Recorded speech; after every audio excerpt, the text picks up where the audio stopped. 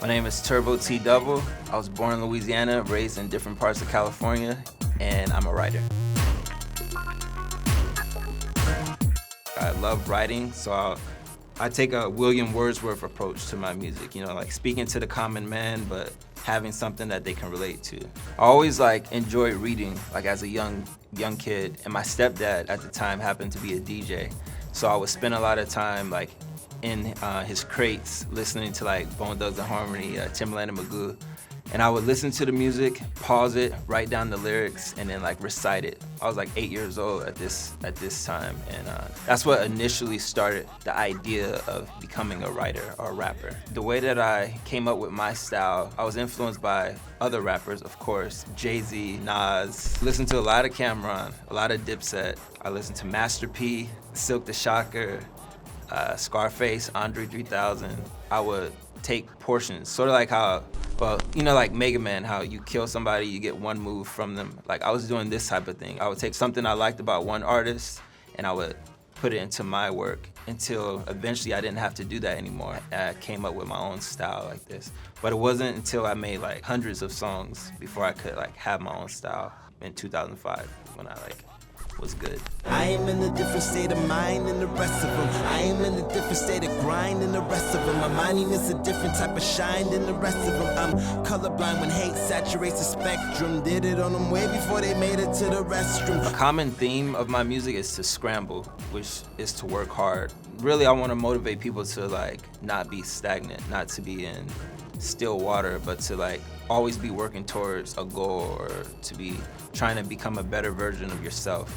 So sometimes, even though I may tell personal stories about things that have happened, I'll also provide an example of how I overcame that so that the kid that's listening to me now can hear that and relate to it and then be able to grow from there.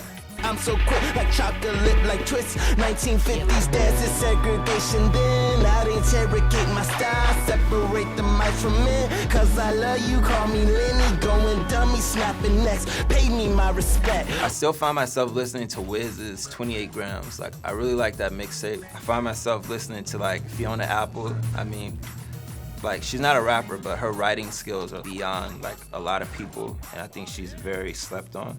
I find myself using people outside of hip-hop as my influence because it creates a challenge for me to make a connection with hip-hop. For example, I have a series of songs on YouTube told from the perspective of Balrog from Street Fighter. Every time I throw my fists, I'm like Piston Honda. Eat Honda's nothing but a Civic. I'm in the core with every punch, so I hit him hard. If he jump up and cut to his gut, I make him hit the floor. I spent a lot of time as a kid playing video games. I still do to this day. And one thing that I noticed about Street Fighter's character Balrog is that, for one, he doesn't have any kicks or any projectiles. I related that handicap to my life in that I never had a lot of money growing up or anything like this, but I was going to school with all the rich kids and everything.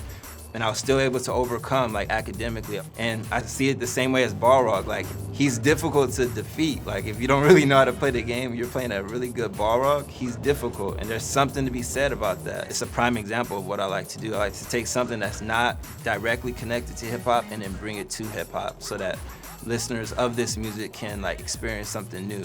I've always been curious as a kid.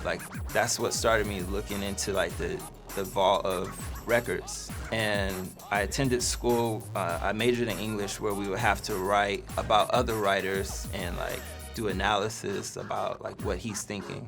And I think it's just a muscle that I've trained over the years in my mind. So I like to see things from an omniscient point of view. Look at something, take it for what it is, and then try to figure out why it's like that. That's my approach to many things. If someone's being ignorant or being rude to me, I like to not sit there and argue with them, but just breathe and just understand what is it that makes his brain say something like that. I was in Europe just traveling everywhere. I was in Birmingham, I was in Prague, I was in Paris a little bit. I was just following my bliss, going solely off my instinct and seeing if I could survive. There are a lot of dark moments, I admit. There are a lot of times where I felt like giving up, but it was very beneficial because it allowed me to see just how much integrity I had and how much I could overcome like adversity. Now in the music I'm working on, like I'm able to relate these stories to people so that they could feel it too. I think music now just needs more originality and creativity more so than just like oversaturating creative minds and stuff, you know. It's a lot of people that's doing beats like me or doing beats like the Mike Wills or the Lex Lugers or the Southside.